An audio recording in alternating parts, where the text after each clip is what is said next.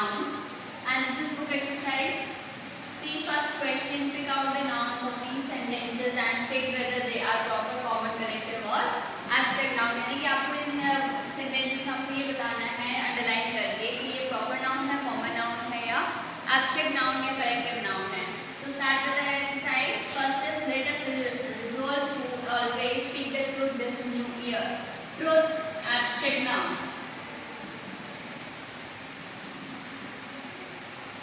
I am writing the short forms. You will just complete it with on your own.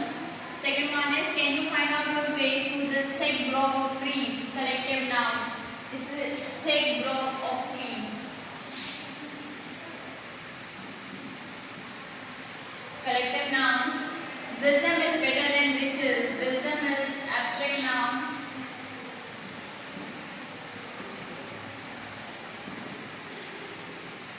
Paris is built on the river sea.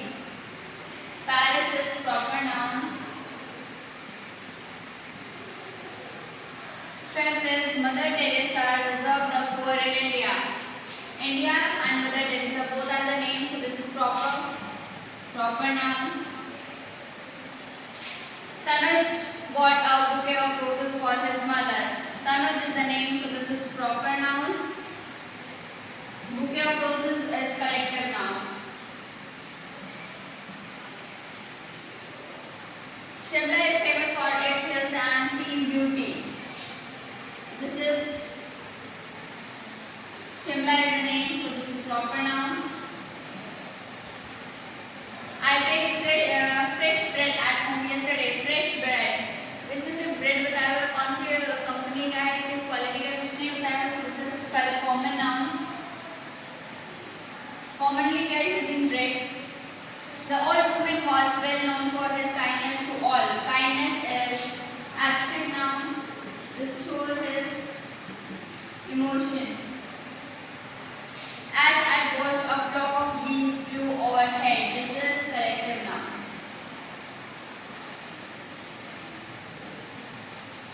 Now this is B part. In B part, form abstract nouns from these words by using the right suffix. Suffix मतलब क्या होता है, जो हम words के पीछे put करते हैं, जैसे हम प्रत्यय लगाते हैं हिंदी में, ऐसे ही हम suffix लगाते हैं abstract noun के साथ.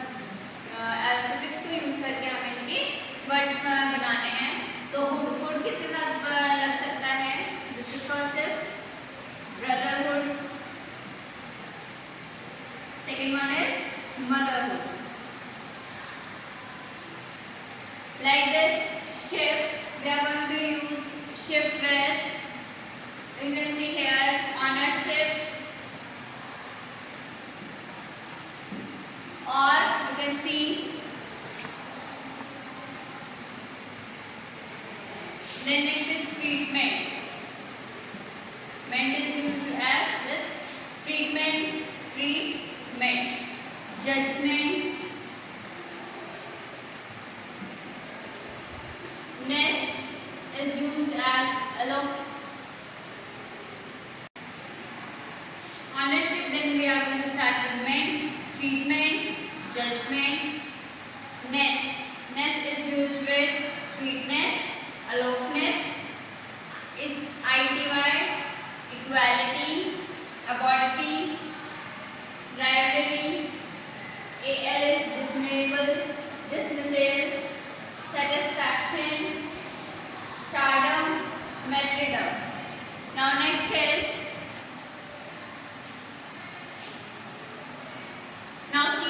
C part, filling the blanks with the abstract noun forms of the words given in the brackets. इसमें आपको abstract nouns given है bracket में, इन words को use करके आपको क्या करना है, इसको abstract noun banana according to the sentences. Emily had only her little kitten for companion. Companion is written as same. Companion. Dash is India's biggest strength. Diverse. Diverse से आप क्या बना सकते हैं? Diversity. Diversity. Mother told us many stories about her happy childhood. What made her successful was her dedicated to her work. Dedicated her work. Dash is a great virtue. It means clarity. Cleanliness is the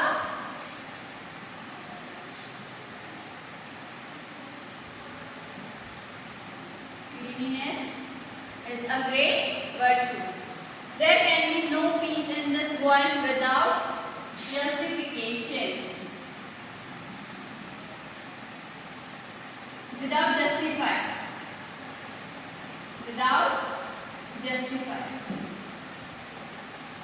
Dash to animals is a punishable offense. Cruelty. Everyone saw uncle's determination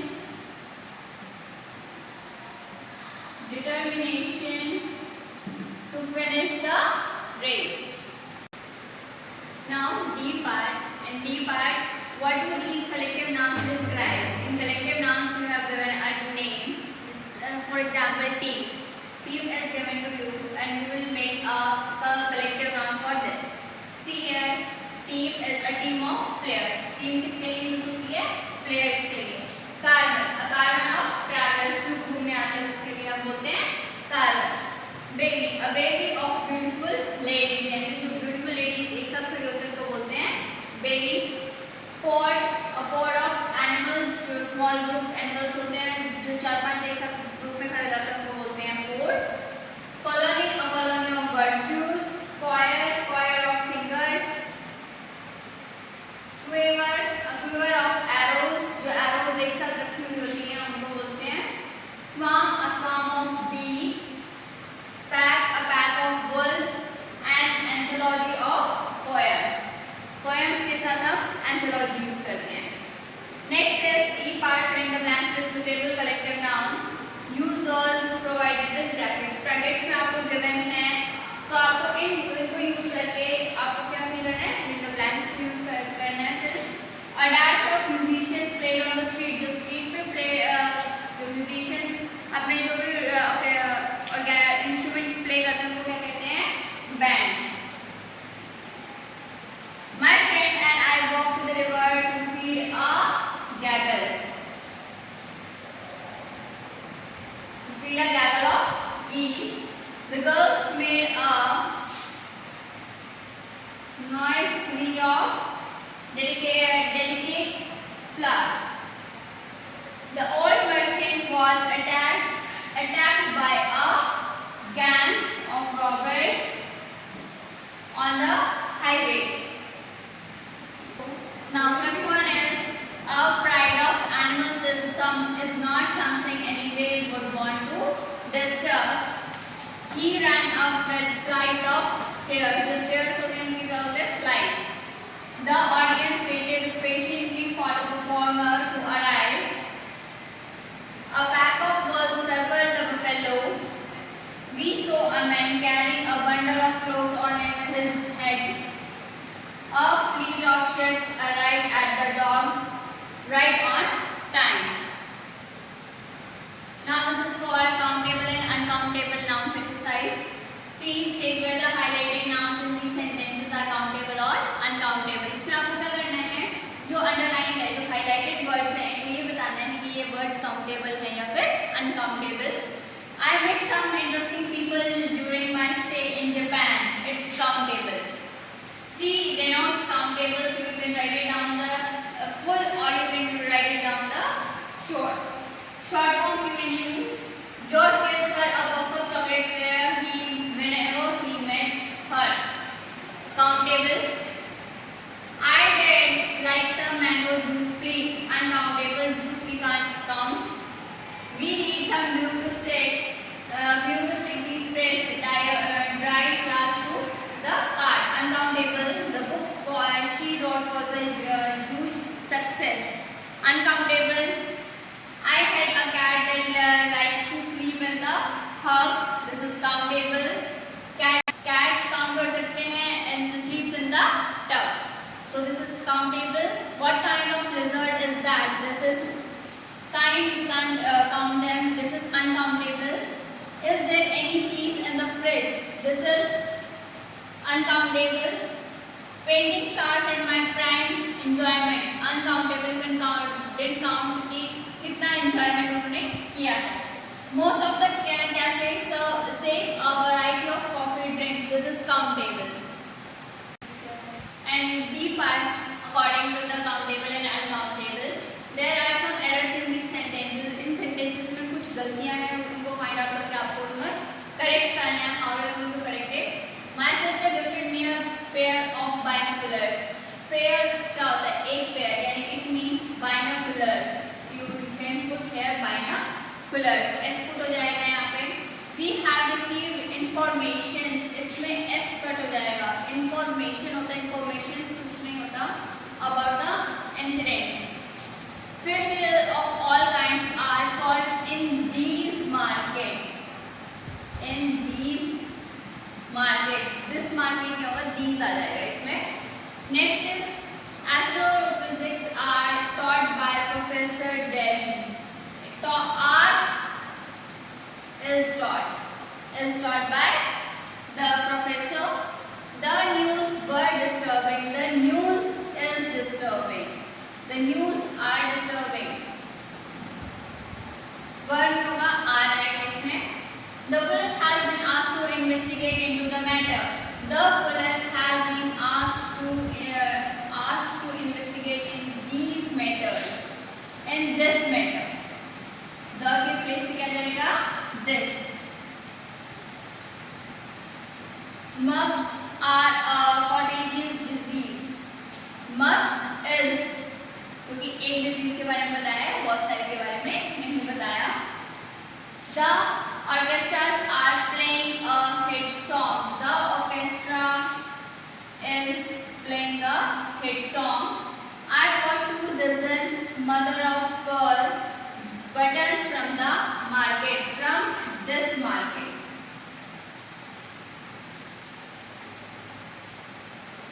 Two dozens के साथ dozen होता है, dozens नहीं होता है. So this is the correction only. Not write it down that this. You can write it down only. Put slash on S. I cut the rock with a pair of scissors. Scissors. You can write it down like this. क्योंकि हम scissors कभी भी एक नहीं लिखते, हमेशा pair होता है scissors. Filling the blanks. Filling the blanks by choosing the correct options given in the brackets. आपको दो चीजें given हैं, एक singular है और एक plural है. According to the sentences, you are going to write it down which is correct one. I like all the furnitures. You can write it down. Furnitures. You have. They bought new equipments. New equipments for the sports club. He asked me to pack my luggage. Not luggages, only luggage. I enjoy listening to different kinds of music. My new spectacles are very comfortable. At least 10 people were injured in the blast. We grow tropical fruits such as bananas and pineapples in our farm. The baby has a few hair on her head now. So this is the now next is this is the next chapter noun gender. Now this is the exercise related to the gender. A part, write the gender of the highlighted nouns. You all know there are 4 kinds of genders as we discussed earlier. So you can write it down. Highlighted words there are कि ये कौन सा gender है, male, female, neuter और common. So first sentence is the little bird happened onto the window shield with a blueberry in its beak. So bird is common, window shield is neuter as you know, non-living thing, and blueberry is also conjunctor. Preeti is female. St. Paul's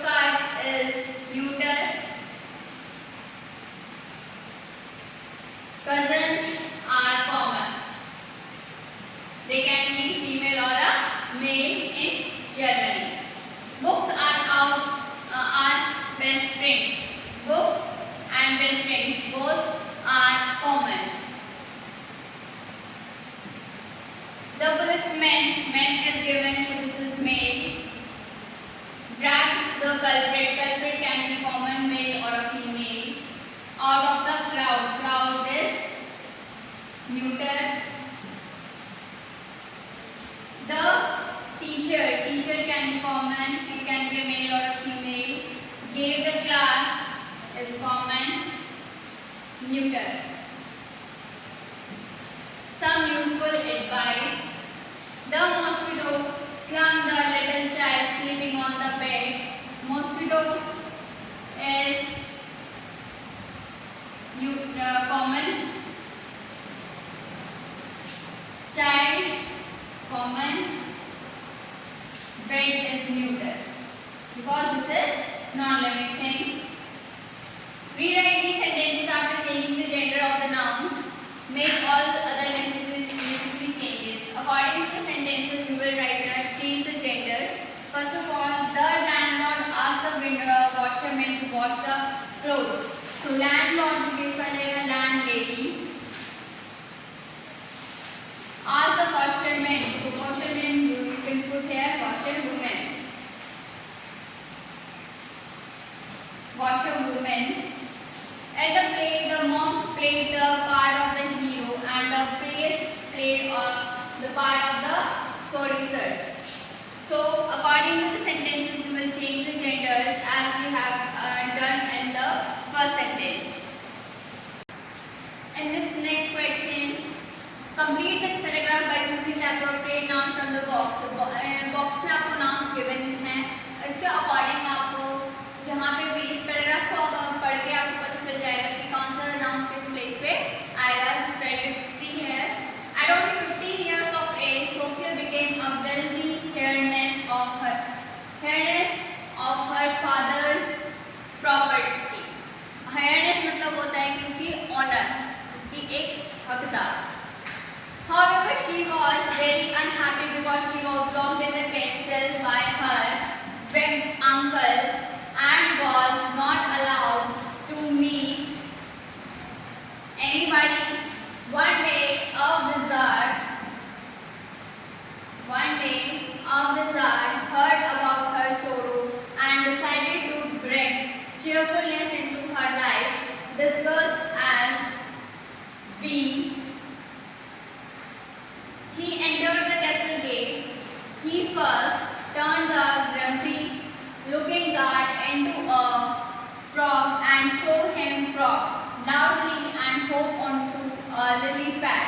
The wizard then entered the garden quietly. As soon as he saw the big uncle, he turned him into a peacock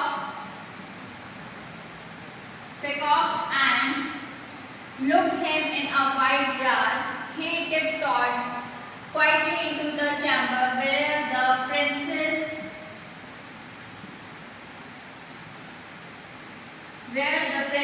was sleeping and placed the jar next to her bed.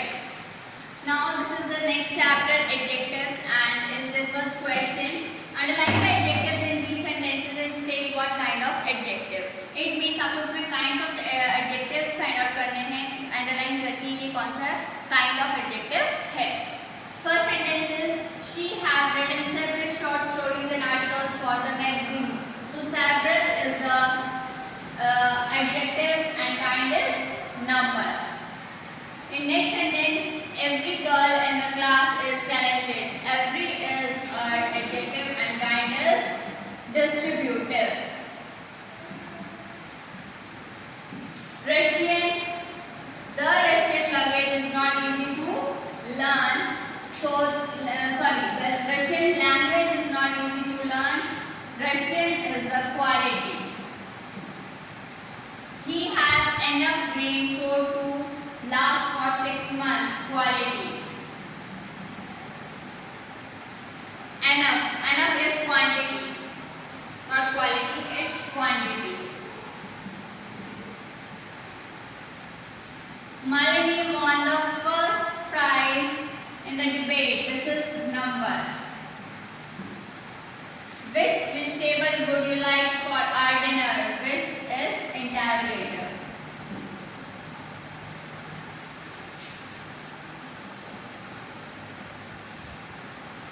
These kites are colorful. These is demonstrative. A haunted house bush stood on the barren hill.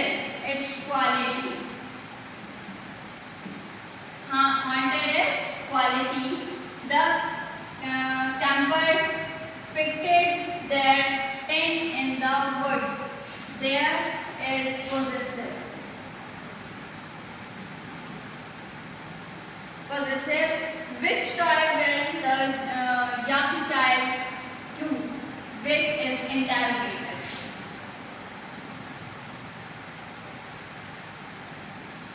Interrogative. B part. Complete these sentences with adjectives that is indicated in the brackets. अब brackets में आपको इसमें दिया हुआ है कि कौन सा क्वालिटी फिल करनी है, क्वांटिटी फिल करनी है, नंबर फिल करना है, तो उसके अकॉर्डिंग आप इसके अंदर फिल करेंगे. First is the dash boy seemed lost and tired. Brilliant. You can write it down. Intelligent boy, brilliant boy, smart boy. Any quality you can put here. Look at those. Look at those cobwebs in the corner. This is demonstrative adjective. I have. Third one is I have brought few tickets available. This is indicated numeral adjectives few. Every qualified person can enter the contest. This is distributive numeral adjective. The first prize goes to Mimi for her delicious and irresistible red berries chocolate cake. This is definite numeral adjective. You should give your suggestion to your seniors. This is possessive adjective. Seventh one is we should be good citizens. So this is quality. Which day did they arrive? This is interrogative adjective. There are 6. You can write it down any number. You can according to yours. There are 6 and 8 any number. This is numeral. Umbrellas in the trunk. Not sufficient milk is required to prepare this dish. This is quantity. Everyone, I hope you all just revise your syllabus.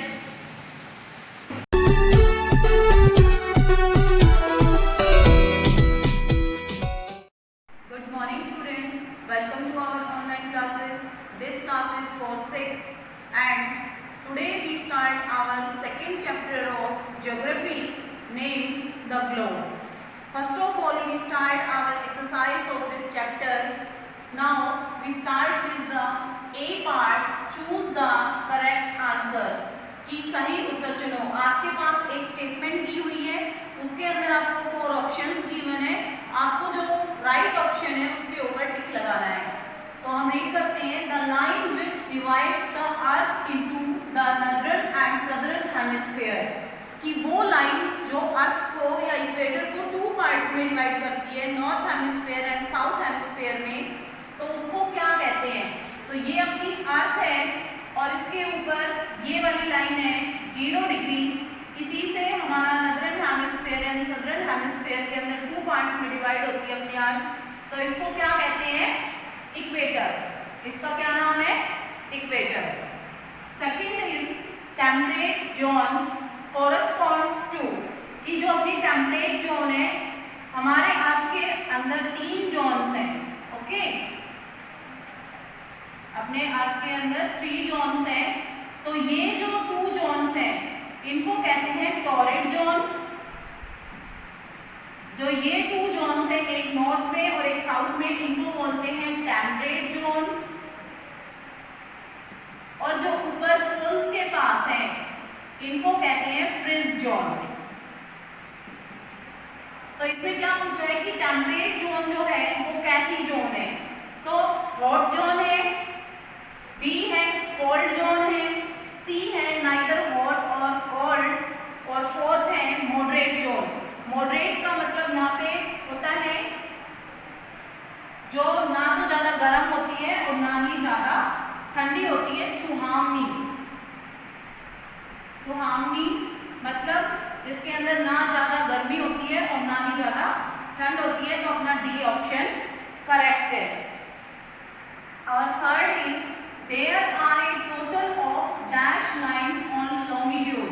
कि longitude में अपनी कितनी lines हैं. तो longitude line कैसी होती है? ये वाली लॉन्गिट्यूड लाइंस होती है अपनी. ठीक है, लॉन्गिट्यूड का मतलब क्या होता है, मैंने सिंपल वे में आपको समझाया हुआ कि लैटिट्यूड मतलब लेटी हुई और लॉन्गिट्यूड मतलब खड़ी हुई। जो वर्टिकल लाइंस होती है उनको लॉन्गिट्यूड लाइंस बोलते हैं। तो टोटल कितनी है, 360। Okay, our fourth is the arctic circle is the, कि जो अपना आर्कटिक सर्किल है वो कहाँ पे लाई करता है या उसको कितना डिग्री पे हम शो करते हैं। तो ये अपनी इक्वेटर है 0 डिग्री, ये 23 1/2 degree north and this is 23 1/2 degree south. ये है tropic of cancer, tropic of cancer and this is tropic of Capricorn, tropic of Capricorn. इसके बाद 2 लाइन्स है अपनी, ये 66 1/2 डिग्री नॉर्थ है और ये 66 1/2 डिग्री साउथ है। तो इसको क्या बोलते हैं, Arctic circle, ARCTIC, Arctic circle. And this is Antarctic circle, Antarctic circle. ये साउथ पोल है 90 डिग्री पे, यहाँ पे 90 डिग्री पे नॉर्थ पोल है। तो अब आप देख सकते हो कि आपसे क्या पूछा है, आर्कटिक सर्किल पूछा है। तो आर्कटिक सर्किल कहाँ पे मिलेगा आपको, 66 1/2 डिग्री नॉर्थ। उसके बाद अपना फिफ्थ है the international date line IDC runs along, कि जो अपनी इंटरनेशनल डेट लाइन है वो कहाँ पे रन करती है। तो अपनी जो प्राइम मेरिडियन है 0 डिग्री लॉन्गिट्यूड, तो इसके अपोजिट में जो होगी वो कौन सी होगी, वो इंटरनेशनल डेट लाइन होगी और वो उसका फिर क्या होगा 180 डिग्री लॉन्गिट्यूड। ये आपका आंसर है। अब है आपके match the followings. First prime meridian, तो प्राइम मेरिडियन का आपको पता है कि कौन सी होती है, जो मैंने अभी आपको बताया था, प्राइम मेरिडियन 0 डिग्री लॉन्गिट्यूड। उसके बाद है फ्रिज जोन, फ्रिज जोन कहाँ पे होगी, अंटार्कटिका। फ्रिज जोन कहाँ पे होगी आपकी, अंटार्कटिका। उसके बाद है आपकी ट्रॉपिक ऑफ कैप्रिकॉर्न, तो ट्रॉपिक ऑफ कैप्रिकॉर्न कहाँ पे होगा, 23 1/2 डिग्री साउथ, क्योंकि 23 1/2 degree north is denote as tropic of cancer. Now our fourth is local time. Local time हम डिनोट करते हैं लॉन्गिट्यूड से, ठीक है, क्योंकि लोकल टाइम सबका लोकल टाइम अलग अलग है। यूएसए का लोकल टाइम अलग है, इंडिया का लोकल टाइम अलग है, तो सबके लॉन्गिट्यूड्स अलग अलग होंगे। तो आपका ऑप्शन ई है। उसके बाद है इंडियन स्टैंडर्ड टाइम IST 82 1/2 डिग्री ईस्ट। तो ये आपके मैच द फॉलोइंग्स थे। Now we do our true and false. Our first is the earth is spherical in shape, slightly flatten और एट द पोल, कि जो अपनी अर्थ है वो कैसी है, स्फेरिकल है और जो अपने पोल्स हैं उनके ऊपर थोड़ी सी फ्लैट है। तो ये क्या है, ये अपने पोल्स हैं, तो ये ट्रू है, क्योंकि अपनी अर्थ वैसे तो अंडाकार है लेकिन जो इसके पोल्स हैं north pole and south pole, वहां पे ये थोड़ी सी चपटी है। स्लाइटली फ्लैटर्ड का मतलब क्या होता है, चपटी। Second is the axis is an imaginary line on which the earth rotates, कि जो अपना एक्सिस है वो एक ऐसी काल्पनिक रेखा है जिसके ऊपर अर्थ रोटेट करती है। तो हम बताते हैं आपको कि अर्थ है जो अपने एक्सिस के ऊपर रोटेट करती है, तो ये आपका पॉइंट भी ट्रू है। TRUE आप पूरा भी लिख सकते हो और आप शॉर्ट फॉर्म भी लिख सकते हो। उसके बाद है third, latitudes are full circle which become larger as we move towards the equator, कि जो अपने latitudes हैं, latitude means लेटी हुई लाइन, की फुल सर्किल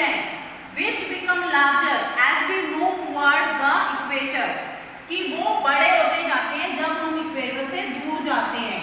जैसे कि ये आपका अर्थ है और ये लैटिट्यूड्स हैं, ठीक है। अब वो पूछ रहा है कि पूरा सर्किल है इनका, क्योंकि ये अर्थ हमें हाफ दिखाई दे रही है, इसके पीछे भी अगर हम देखेंगे तो ये सर्किल पूरा कंप्लीट हो रहा है, लेकिन ऐसा नहीं है, ये पूरे इक्वल सर्किल है सारे, तो ये क्या है, फॉल्स है। उसके बाद है all lines of longitude meet at the two poles, कि जो अपनी लॉन्गिट्यूडनल लाइन है वो पोल्स के ऊपर मीट करती हैं, तो इसका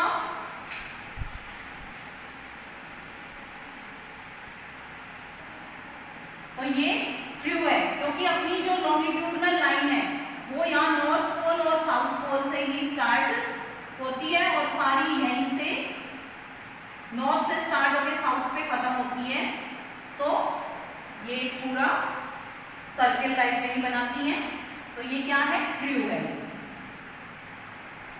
उसके बाद अपना फिफ्थ है the earth is divided into 36 time zones, कि जो अपनी अर्थ है वो 36 टाइम जोन्स में डिवाइड है, नहीं ये अपनी 24 टाइम जोन्स में डिवाइड है। Okay, now this is the exercise of our chapter number 2, exercise of chapter number 3 longitude and latitudes.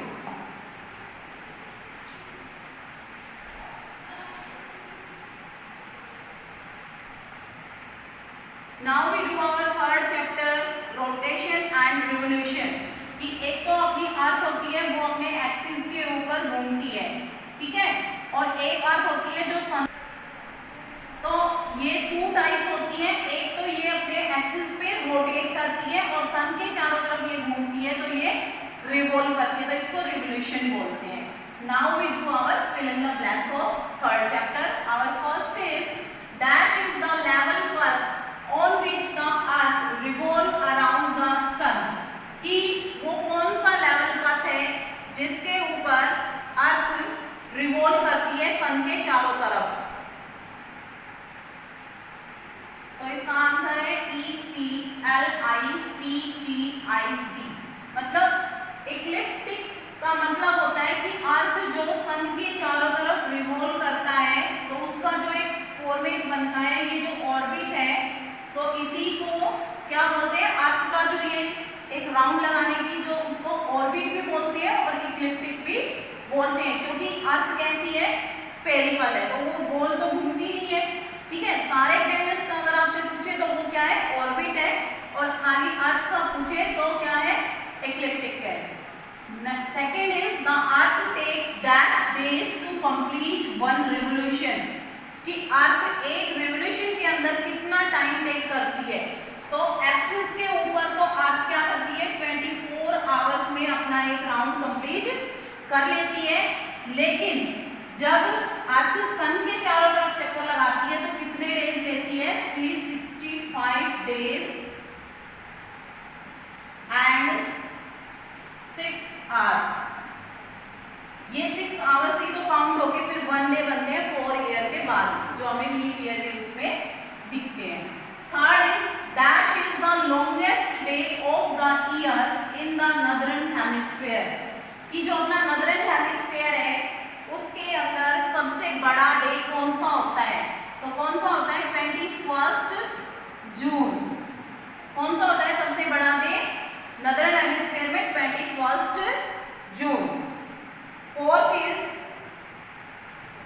dash experiences only day and no night, कि कहाँ पे only दिन होते हैं, रात नहीं होती, तो कहाँ पे होती है, area between North Pole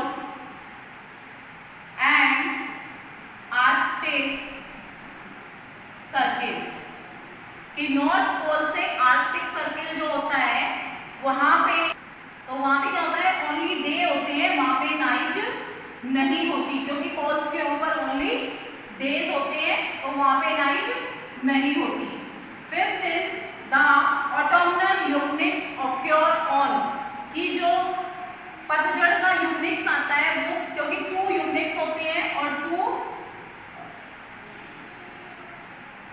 Eclipse होते हैं और 2 सॉल्स्टिस होते हैं। तो इसका आंसर है 23 सितंबर।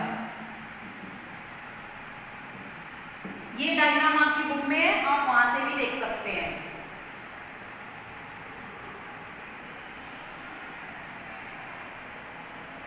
Now our next topic is choose the correct option.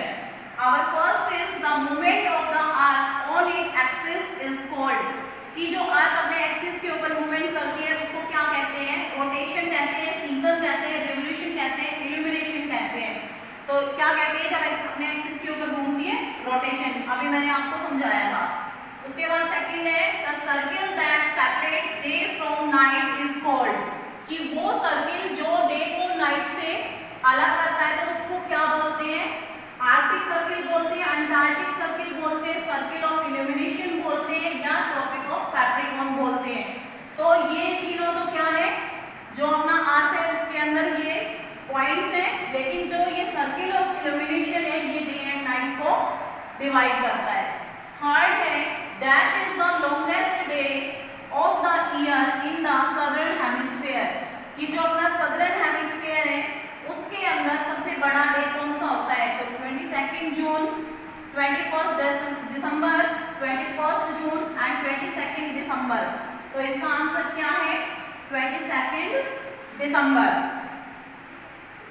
Our next is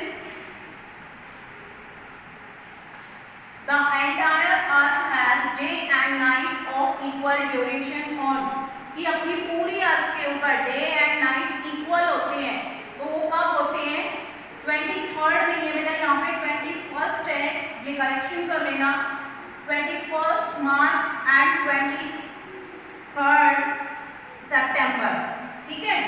ये ऑप्शन में ही गलती है और यही आपका आंसर है। Our next is the vernal equinox occurs on, कि जो अपना वर्नल इक्विनॉक्स आता है, अभी हमने ऑटोमनल इक्विनॉक्स किया था तो उसके बाद वर्नल इक्विनॉक्स आता है, तो वो कब आता है? तो यहाँ पे भी इसके ऑप्शन में करेक्शन करनी है आपको, यहाँ पे भी 21 मार्च करना है और ये ही आपका करेक्ट आंसर है। उसके बाद है third right true or false, ये आपको अब ट्रू फॉल्स करने हैं।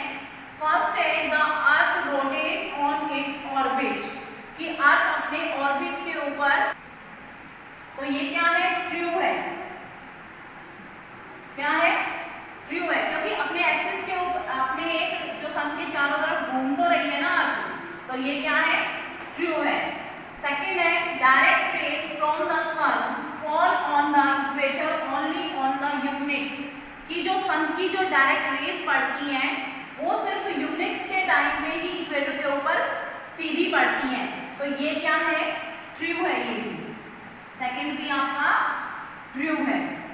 थर्ड है इट टेक्स 365 डेज और 1 year to complete 1 revolution of the earth, कि जो अपनी अर्थ है वो सन के चारों तरफ चक्कर लगाने में 365 डेज लेती है या 1 ईयर का टाइम लेती है। तो ये भी क्या है?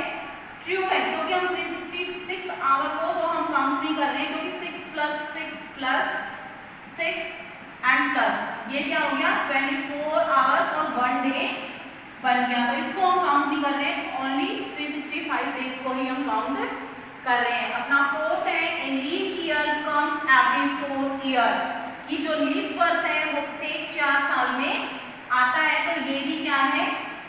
ट्रू है। Fifth is the duration of sunlight received at a place varies with seasons, कि जो सनलाइट है उसके अर्थ के ऊपर पहुंचने की जो ड्यूरेशन है, जो उसका टाइम है, वो हर सीजन में अलग अलग होता है। तो ये भी क्या है? ट्रू है। आप देखते हो कि गर्मियों में कितनी तेज धूप पड़ती है और सर्दियों में हम धूप के लिए तरस जाते हैं। तो ये क्या है? ये सीजन्स का ही इफेक्ट है। Now we do our fourth chapter exercise. Chapter name is map and map reading. Okay, now we do our first part, fill in the blanks. Dash are representative drawing of the earth or a part of the earth on a flat surface, कि जो अपनी अर्थ है उसकी एक drawing या उसको represent करने के लिए ड्राइंग जो हम बनाते हैं, जो एक फ्लैट सरफेस एरिया के ऊपर होती है तो उसको क्या कहते हैं? उनको कहते हैं मैप्स। उनको क्या कहते हैं? मानचित्र कहते हैं। Second is the dash on a map help us to find distance between two places on the map. कि एक मैप के ऊपर टू प्लेसेस के अंदर डिस्टेंस को मेजर करने के लिए क्या हेल्प करता है? तो क्या हेल्प करता है? या तो आप उसको रूलर बोल सकते हो या फिर आप उसको स्केल बोल सकते हो। आपके पास भी स्केल रहता है ना, आप कोई ड्राइंग बनाते हो तो आप स्केल से मेजर करके बनाते हो, तो वो क्या है? रूलर या स्केल।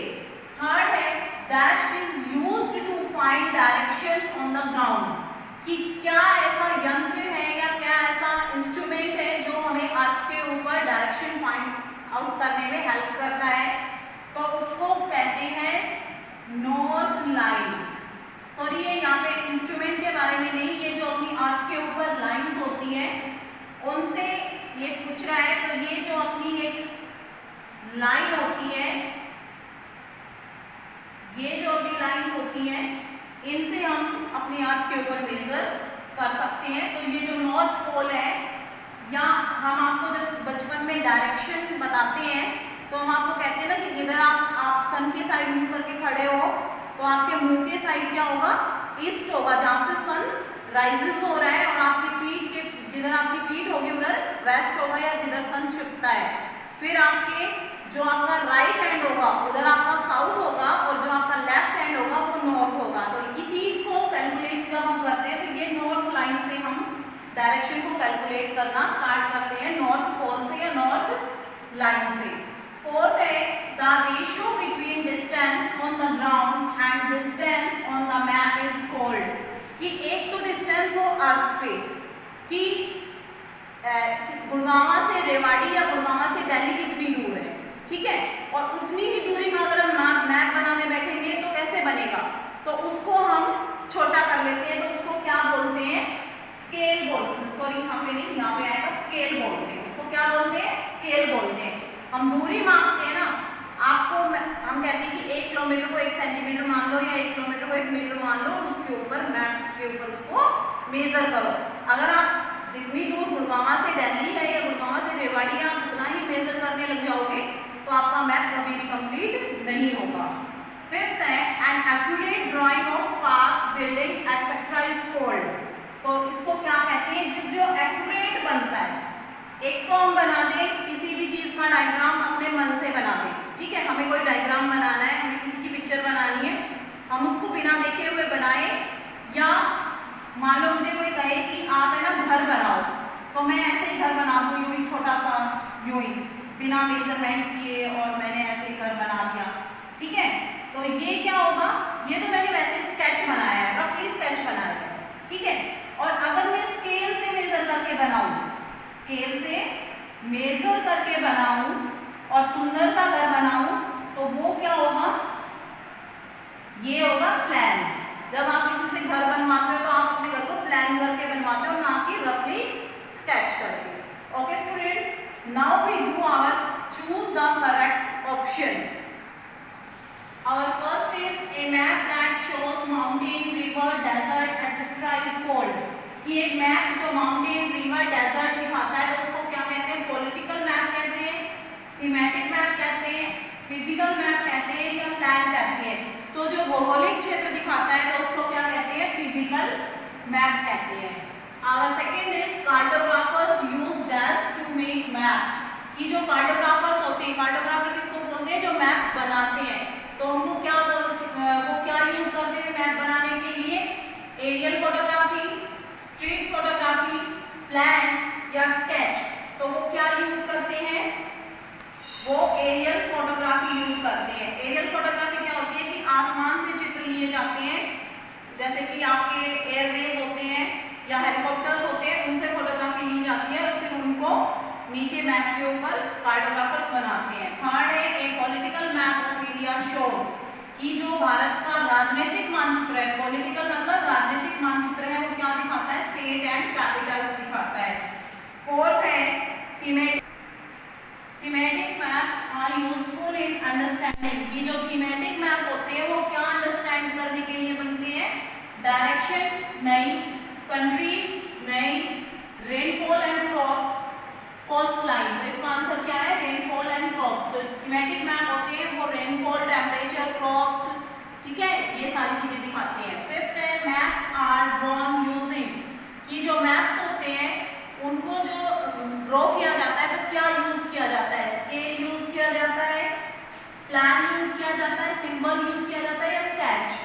तो इसका आंसर क्या है? स्केल यूज किया जाता है मैप को बनाने के लिए। Now we do our true false. First, maps can show accurate detail of even a very small area, कि जो मैप होते हैं वो accurate डिटेल देते हैं किसी छोटे से क्षेत्र की। तो ये क्या है? ट्रू है, ठीक है। आप अपने फोन में गूगल मैप करके देखना, वहां पे आपको आपका घर भी दिख जाएगा, ठीक है। घर की कोई छोटी छोटी चीजें नहीं दिखेंगी, लेकिन आपको आपके घर की लोकेशन अगर पता है थोड़ा बहुत कि हाईवे से किधर जाना है, तो आपको आपका घर बिल्कुल जैसा अभी है करंटली वो दिखेगा आपको फोन में। सेकेंड है the directions on a map are measured with the help of north line. तो अभी मैंने आपको कराया था फिलअप में, तो ये क्या है?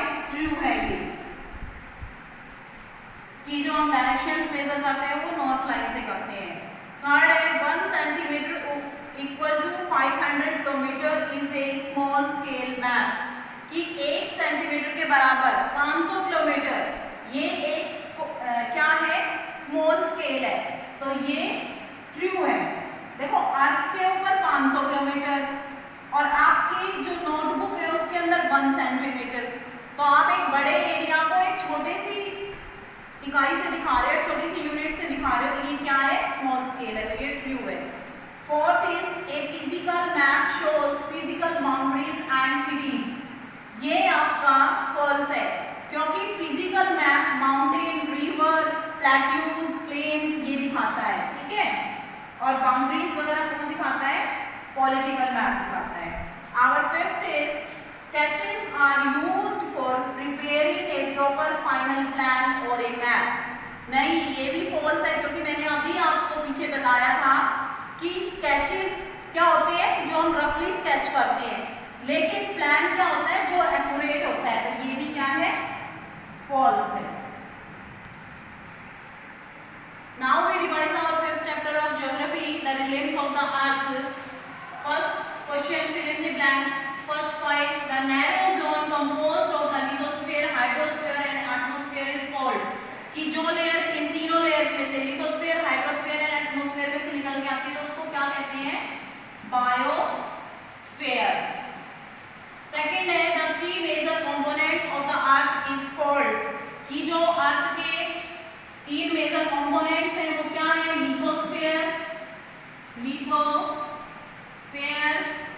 Atmosphere and hydrosphere.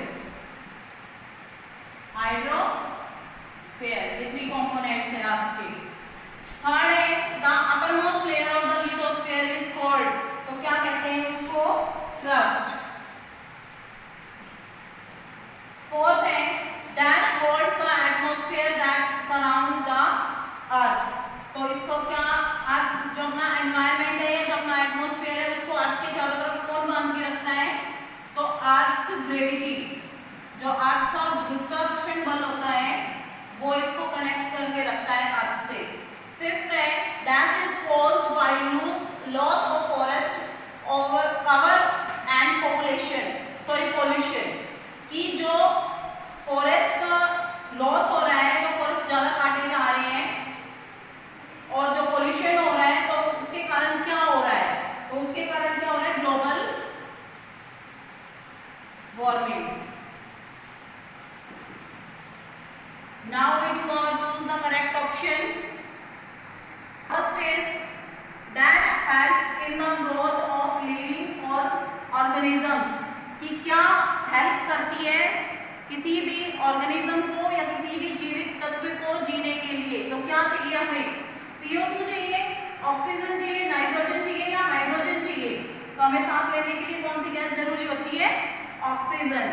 सेकेंड है the process in which water turns to water vapour is called, कि वो प्रोसेस जो वाटर को वाटर वेपर्स में मतलब जल वाष्प में चेंज कर देती है, तो उसको क्या कहते हैं?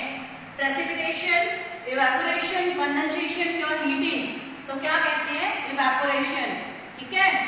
Third is there are dash continents on the earth, कि अर्थ के ऊपर कितने महाद्वीप हैं, 5 है, 4 है, 7 है, 8 है, तो कितने हैं, 7। Fourth is dash helps to maintain suitable temperature on earth, कि अर्थ के ऊपर जो सूटेबल टेम्परेचर रहता है, तापमान रहता है, तो उसको रहने के लिए कौन हेल्प करता है, एटमॉस्फेयर, बायोस्फीयर, हाइड्रोस्फीयर, लिथोस्फीयर, तो कौन हेल्प करता है, atmosphere. Now we do our true or false. First is the floor under both the continent and oceans consists of layer called sial and sima, कि जो continent और oceans की जो layer है उसको क्या कहते हैं, सियाल और सीमा कहते हैं, तो ये क्या है, ट्रू है। Okay, second, the lithosphere is uneven and has many features which are discretized on the basis of height, कि लिथोस्फीयर के अंदर ऐसे बहुत सारे जो तत्व हैं जो क्या होते हैं, पहचाने जाते हैं या जो पाए जाते हैं हाइट के अकॉर्डिंग, जो हम हाइट पे चलते जाते हैं तो बहुत सारे तत्व पाए जाते हैं, तो ये भी क्या है, ट्रू है। Third is the ocean floor contain mineral oil and salt, तो क्या है, ये भी ट्रू है। फोर्थ है the atmosphere extend to over 1600 kilometre above the surface of the earth, कि जो अपना एटमॉस्फेयर है वो अर्थ के 1600 किलोमीटर ऊपर तक है, तो ये भी क्या है, ट्रू है। Fifth is the atmosphere in which life extend it called biosphere, की एटमॉस्फेयर का वो भाग जहाँ पे जीवन रहता है या जीवन पाया जाता है उसको बायोस्फीयर कहते हैं, तो ये क्या है, फॉल्स है, क्योंकि तीनों ही पार्ट को जब हम इंक्लूड करते हैं, हाइड्रोस्फीयर, लिथोस्फीयर एंड बायोस्फीयर को, तभी हाइड्रोस्फीयर, लिथोस्फीयर एंड एटमॉस्फेयर को, तभी बायोस्फीयर बनती है। Now we revise our 6th chapter of geography, name continents and oceans, महाद्वीप एवं महासागर। First part is fill in the blanks. First is continent cover dash of the total surface area of the earth, कि जो अपने continents हैं उन्होंने अर्थ का कितना पार्ट कंटेन किया हुआ है या कवर किया हुआ है, तो 29%। Second is dash is the world largest desert, कि विश्व का सबसे बड़ा डेजर्ट कौन सा है, तो कौन सा है, Sahara. Third is dash is the biggest island on the planet, कि प्लैनेट के ऊपर सबसे बड़ा आइलैंड कौन सा है, our answer is Greenland, Greenland ये सबसे बड़ा आइलैंड है अपने प्लैनेट के ऊपर, अर्थ के ऊपर। Fourth is dash is the world largest coral reef, तो सबसे बड़ी कोरल रीफ कौन सी है, तो है वो the great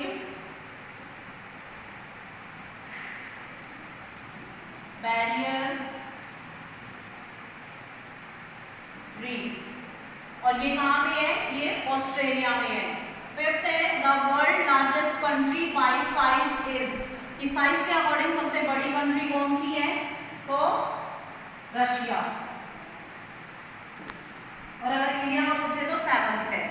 choose the correct options. First is dash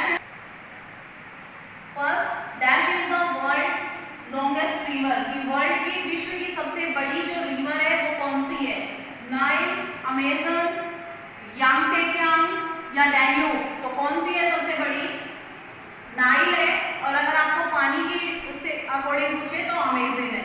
second है Sahara, the world's largest desert is located in, कि सहारा जो सबसे बड़ा डेजर्ट है अपने अर्थ के ऊपर, अपने कॉन्टिनेंट्स पे, तो वो सबसे कहाँ पे है, अफ्रीका में, एशिया में, नॉर्थ अमेरिका में या साउथ अमेरिका में, तो कहाँ पे है वो, अफ्रीका में। Third is dash is the world's longest mountain chain, की सबसे बड़ी माउंटेन चेन कौन सी है, तो कौन सी है, एंडीज, अपलेशियन, आल्प्स या हिमालय, तो कौन सी है सबसे बड़ी, एंडीज है। Okay. Fourth is dash is very rich in gold and diamond, कि गोल्ड एंड डायमंड में कौन सा देश सबसे ज़्यादा मतलब गोल्ड एंड डायमंड देता है, तो कौन सा है, Asia, Africa, south America and Australia, तो कौन सा है, अफ्रीका। Fifth is